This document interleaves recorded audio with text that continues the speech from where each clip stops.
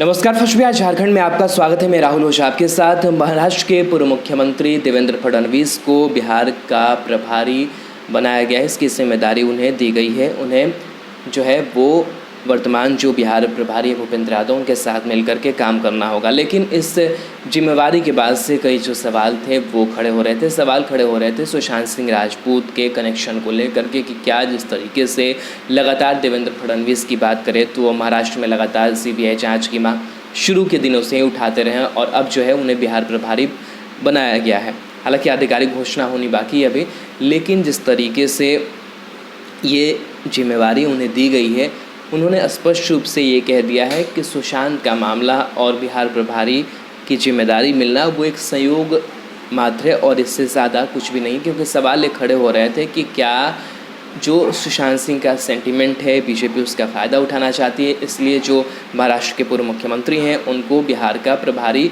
बना दिया गया है। चुनाव के दौरान जो देखरेख का जिम्मा होगा वो उनके ऊपर होगा। कई जो बातें हैं उन्होंने मीडिया से बातचीत के दौरान कही है, उनके बयानों पर भी एक चर्चा कर लेते हैं कि क्या कुछ उन्होंने अपने जो बयान में है वो कहा है। अपने बयानों में कई जो चीज़ें हैं वो उन्होंने साफ की है। उन्होंने कहा है कि ये महज संयोग है कि सुशांत सिंह राजपूत मामले पर देश भर में आक्रोश के बीच उन्हें नई जिम्मेवारी मिली है, लेकिन इन दोनों बातों का आपस में कोई संबंध नहीं है। फडणवीस ने मीडिया से बात करते हुए कहा कि बीजेपी नेतृत्व ने उन्हें बिहार विधानसभा चुनाव में काम करने को कहा है। फडणवीस ने पत्रकारों से कहा कि बीजेपी राज्यों के चुनाव के दौरान अपने नेताओं को स्थानीय नेता कार्यकर्ता की मदद करने के लिए भेजती रही है। इस दफे मुझे कहा गया है कि मैं बिहार जाकर चुनाव के दौरान पार्टी का काम करूं। मैंने पार्टी के निर्देश के मुताबिक काम करना शुरू कर दिया है। फडणवीस के इस बयान के बाद यह साफ हो गया है कि बीजेपी ने बिहार विधानसभा चुनाव के लिए उन्हें चुनाव प्रभारी बनाया है।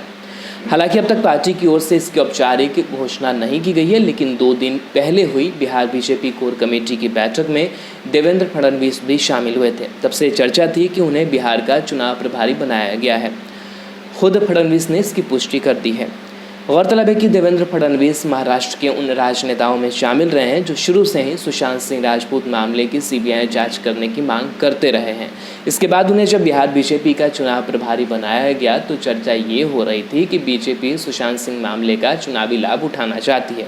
फडणवीस ने इसे गलत करार दिया। उन्होंने कहा कि ये महज संयोग है। फडणवीस ने कहा कि ये जनभावना है कि सुशांत सिंह राजपूत मामले की जाँच सीबीआई से कराई जाए। ये सिर्फ बिहार के ही नहीं बल्कि महाराष्ट्र के आम लोगों की भी मांग है। फडणवीस ने कहा कि सुशांत सिंह राजपूत मामले को महाराष्ट्र बनाम बिहार का मामला बनाना गलत है। उन्होंने कहा कि वे मुंबई पुलिस की क्षमता पर शक नहीं कर रहे हैं। उन्होंने कहा कि मैंने महाराष्ट्र पुलिस के साथ 5 साल काम किया है, इसलिए मैं उनकी क्षमता जानता हूं, लेकिन कभी कभी पुलिस को राजनीतिक दबाव में काम करना पड़ता है। ये गलत है और ऐसा नहीं होना चाहिए। फडणवीस ने कहा कि मामला सुप्रीम कोर्ट में है और सुप्रीम कोर्ट जो फैसला सुनाएगी वह सभी को मानना होगा, लिहाजा इस मसले पर सियासी बयानबाजी नहीं होनी चाहिए।